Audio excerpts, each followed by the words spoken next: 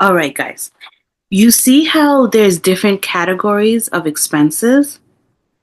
This is an Excel sheet. This is part of Microsoft Word products. You got Microsoft Word, PowerPoint, and you got Excel.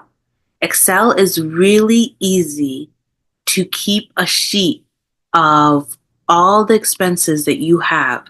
Let's say you have a summer job that you're coming into. Let's say that summer job for 3 months, you're going to make a total of $5,000. And then you have extra income. Let's say someone's going to give you $300, your grandparents or something. You can budget for, if this was 5,000 in 3 months, every month you're going to make, let's calculate it.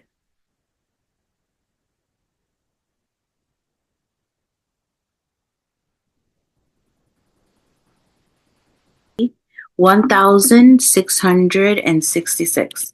So 1,666. Now, and you made $100 per month. So your total for the month is going to be 1,766. Now, your transportation is $290 per bus. Let's say you have to take the bus to work every time, every week, for 3 days a week. We're going to calculate that at $290 times 3 times a week times 4 weeks per month. You're spending $34.80 on transportation. And that's a need. That's where you're going to add up all your needs right here. Food. When you pay for food, you got to keep track of how much you're spending. Let's say you spend about $100 in food every month. Phone bill, you may not have a phone bill. Clothes, you bought clothes for like $25 every month. Entertainment, you went to the theaters once a month. That's another $20. So you want to add all of this up, right? If I highlight all of this and I go to the sum symbol right here, you get 179. 179, these are all of your needs. Your wants would be $20 for entertainment. 20. And then 20 minus this is 159.5. So those are all your needs. 159.5. So if you're making 1,766 for a month and you subtract these, how much are you saving? So let's see. 1,766 minus 20 minus 159.50. You're saving $1,586.50 every month. Now you know that wants is going to be 30%. That's the rule. You want to keep it at 30 at how much you're incoming. Your needs are going to be 50. That's your rent, your car payments, all of that. And your savings is going to be 20%.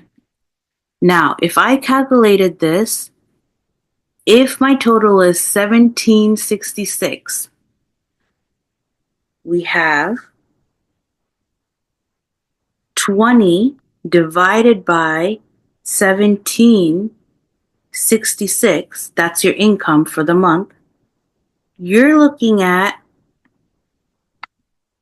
1.1% you spent on your wants. If I did 159.5 divided by 1766, I'm looking at 9% in my needs. 9%. And then if I did 1586.5 divided by your total, which is this, 1766, it's going to be 89% of your monthly income is going into savings. Now, that's not typical. Usually we spend a lot more. But if these are only the expenses that you have, it's most likely going to go into this. This is a good standing for you. You are making a lot of money and you're saving it. The problem is that when you are in a poor mentality, you don't follow this rule. You don't even keep track of your money. What you do is spend so much on your wants and so much on your needs that you have negative when it comes to savings. And then you go to the next month thinking that you're going to make up for it, and you end up in a cycle of never making it up. That's what the issue is. I want you to look at a more realistic budget. This would be a more realistic budget. You got your rent, your cell phone, your gas, your insurance, food as in groceries. You got your memberships, subscriptions. You got your health and wellness, your gym memberships. You go out on dates in relationships, your toiletries, your streaming services, the metro, your credit card payments. All these subscriptions and self-care and memberships, they all have to be paid. So you end up paying a lot. And you're making like 4,200. This is an example. And then every month you pretty much have to pay that whole amount. You end up with a budget that only saves you 151. So on a rainy day, you cannot really do much with that. So then you have to look at where can I cut over here so that I can have more money here, so that I can pay into my goals here. I want to buy a car. I want to get a nicer apartment. I want to get a motorcycle. I want to own my own building. So if you don't cut into these expenses, then you won't go into your goals. Here's another thing. If you cannot cut into your expenses, let's say you are a luxurious person and you cannot cut into your expenses. This is the lifestyle that you wish to live. Then you have to add another job, another income that will give you what you need. Think of it as like a game that you're playing, that you need to make a certain amount. Let's say your goal is to save a certain amount, 500, so you can put it into here. If you want the lifestyle that you currently have or better, you have to get another job in order to do that. If you don't want to get another job, or you're at a point where you cannot work anymore, you got school, you got work, you got sports, you don't have any time or energy, there must be something that you have to cut. Now, how could this be laid out to you clearly and plainly if you didn't keep track of what is going on? If you didn't keep track, and let's say you don't want to use Excel, let's say you don't want to use the sheets, you have to write it down in a piece of paper, in a notebook, so you can keep track and really know where your life is going. This is your life energy. Your money and your money flow is your life energy. You can either keep track of it, and then adjust so that you can live a comfortable life, or not keep track of it and not live a comfortable life. Those are the two choices that you have. When you are in a poor mindset, and you know this to be true, when you meet poor people, when you're around poor people, they don't want to talk about money. They don't want to think about money. When you're around super rich people, or even doing very well people, they're very careful about their money, and they do like talking about their money. They do like thinking about their money. They love budgeting their money. They love seeing where their money is going. They love seeing where they're investing in, all about that.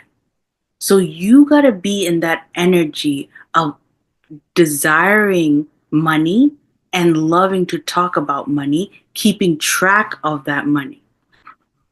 You know what I'm saying? Excuse me, let me. I'm going to talk to you for real about why you need to manage your money through budgeting. That's all. It's that simple. In order to manage your money, you need to keep a budget. In order to keep a budget, you need to look at your money. You need to look at your activities in your bank account and see where you're spending money. A lot of people want to numb out when they spend money. They don't want to pay attention to how they're spending money, and that gets them in the trap of not being able to build their wealth. And the reason why you need to build your wealth is that you're going to be stuck in poverty if you don't. It's not okay to live in poverty. I want to get that clear. Hold on, let me check. It's not okay to live in poverty. Many people will say that it's okay. Many people will say that some people are meant to be rich and some people are not meant to be rich. That's not the case. You don't have to live that life. You only live that life if you choose to live that life. And there's no one and nothing stopping you from building your wealth if you choose to. Just like I've explained through the budgeting. You can see, just like in a game, how you build your wealth. If you continue to do that over time, what do you think is going to happen? You're going to build immense wealth. And that's going to allow you to learn where to put your money so you can double, triple, quadruple your money. It can be that easy, but you need to be consistent and disciplined. Just like you have a morning routine and you have to wake up, you have to brush your teeth, you have to take a shower. This is something that you have to do if you want to be that certain person of wealth mentality. Are you guys understanding what I'm saying? Yeah, Good. You asked, don't I have to invest in assets in order for you to make wealth? Is that what you asked? yeah, In the beginning, you do not have any wealth to invest in assets, right? But you can feel wealthy even in the beginning. When you are doing your first job, regardless of what it is, you could be a barista, you could work in McDonald's, you could be a security guard. That initial payment that you get every week is going to feel so good to you. You're not going to invest in a property right away as soon as you get that money. Your goal is to take it one step at a time.